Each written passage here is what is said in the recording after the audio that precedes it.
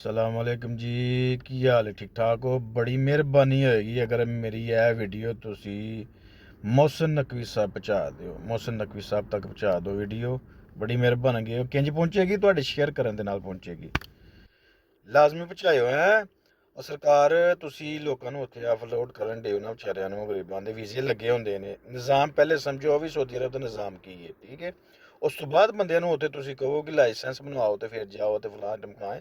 ਤੁਹਾਨੂੰ ਪਹਿਲੇ ਨਿਜ਼ਾਮ ਦਾ ਹੀ ਨਹੀਂ ਪਤਾ ਵੀ ਸਾਊਦੀ ਅਰਬ ਦਾ ਨਿਜ਼ਾਮ ਕੀ ਹੈ।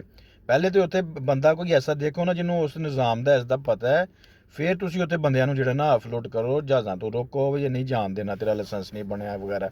ਜਦੋਂ ਵੀਜ਼ਾ ਲੱਗ ਗਿਆ ਤੁਸੀਂ ਆਉਂਦੇ ਹੋ। ਇੱਥੇ ਤਾਂ ਨਿਜ਼ਾਮ ਐਂ ਦਾ, ਵੀਜ਼ੇ ਨਿਕਲਦੇ ਨੇ, ਬੰਦੇ ਆਈ ਜਾਂਦੇ ਨੇ, ਕੋਈ ਮੁਸ਼ਕਲ ਨਹੀਂ। ਜਦੋਂ ਵੀਜ਼ਾ ਲੱਗ ਗਿਆ ਆਉਂਦੇ ਹੋ ਤੁਸੀਂ, ਠੀਕ ਹੈ।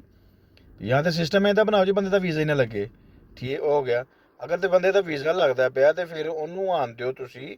ਵੈਸੇ ਬਹਿ ਕੇ ਐਸੇ ਬੰਦੇ ਨੂੰ, ਹਜ਼ਾਰਾਂ ਲੱਖਾਂ ਬੰਦੇ ਪਾਕਿਸਤਾਨ 'ਚ ਨੇ ਜਿਹੜੇ ਤੁਹਾਡੇ ਇੱਥੇ ਅੰਬੈਸੀ ਦੇ ਵਿੱਚ ਨੇ, ਅੰਬੈਸੀ ਵਾਲੇ ਲੋਕਾਂ ਨੂੰ ਨਾ ਪੁੱਛੋ, ਉਹ ਵੱਡੇ ਲੋਕ ਨੇ, ਉਹਨਾਂ ਨੂੰ ਕੋਈ ਤਕਲੀਫਾਂ ਦਾ, ਮੁਸ਼ਕਲਾਂ ਦਾ ਨਹੀਂ ਪਤਾ। ਪਰਦੇਸੀ ਕਿਹੜੀ ਕਿਹੜੀ ਮੁਸ਼ਕਲਾਂ ਦੇ ਨੇ, ਉਹ ਆਪਣੀਆਂ ਤਨਖਾਹਾਂ ਲੈ ਰਹੇ ਨੇ, ਮੌਜਾਂ ਕਰਦੇ ਨੇ ਪਏ।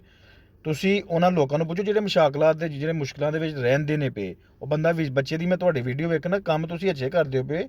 ਬਹਰਹਾਲ ਤੁਹਾਡੀ ਮਿਹਰਬਾਨੀ ਹੈ, ਤੁਸੀਂ ਇਹ ਗਰੀਬਾਂ ਦੇ ਨਾਲ ਜ਼ੁਲਮ ਨਾ ਕਰੋ।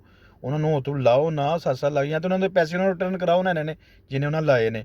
ਤੇ ਫਿਰ ਤੁਸੀਂ ਉਹਨਾਂ ਨੂੰ ਜਹਾਜ਼ਾਂ ਤੇ ਨਾ ਚੜਨ ਦਿਓ ਜੀ। ਤੁਹਾਡਾ ਵੀ ਤੁਹਾਡੇ ਕੋਲ ਲਾਇਸੈਂਸ ਹੈ ਨਹੀਂ, ਆ ਫਲਾਂ ਹੈ ਨਹੀਂ, ਹੈ ਧਮਕਾਨ ਨਹੀਂ, ਉਹ ਕੋਈ ਮੁਸ਼ਕਿਲ ਨਹੀਂ ਹੈ। ਫਿਰ ਤੁਸੀਂ ਲਾ ਲਵੋ। ਜਦੋਂ ਇੱਕ ਬੰਦੇ ਇੰਨੇ ਪੈਸੇ ਪੇ ਕੀਤੇ ਨੇ, ਉਹਨੂੰ ਆਉਣ ਦਿਓ, ਲੇਕਿਨ ਅੱਗੋਂ ਆਪਣਾ ਨਿਜ਼ਾਮ ਸਿਸਟਮ ਚੈੱਕ ਕਰੋ।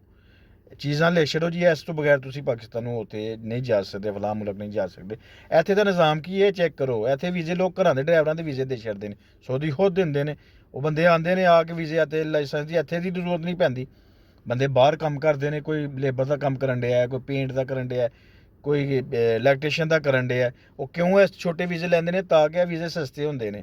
ਯਾਨੀ ਇਹਨਾਂ ਦੀ ਫੀਸ ਕਾਮਾ ਲਵਾਉਣ ਵਾਸਤੇ 700 800 1000 1500 ਰਿਆਲ ਦੇਣਾ ਪੈਂਦਾ, ਤੇ ਕਫੀਲ ਨੂੰ ਦੇ ਕੇ 3 4 ਹਜ਼ਾਰ 'ਚ ਗੱਲ ਜੁੜ ਜਾਂਦੀ ਹੈ। ਤੇ ਵੱਡੇ ਵੀਜ਼ੇ ਲੈਣ ਤੇ ਉਹਦੇ ਵਾਸਤੇ ਤੇ ਪੈਸੇ ਬੜੇ ਚਾਹੀਦੇ ਨੇ। ਤੇ ਜਾਂ ਫਿਰ ਨਿਜ਼ਾਮ ਬਣਾਓ ਵੀ ਕੰਪਨੀ ਤੋਂ ਬਗੈਰ ਬੰਦਾ ਆਏ ਵੀ ਨਾ।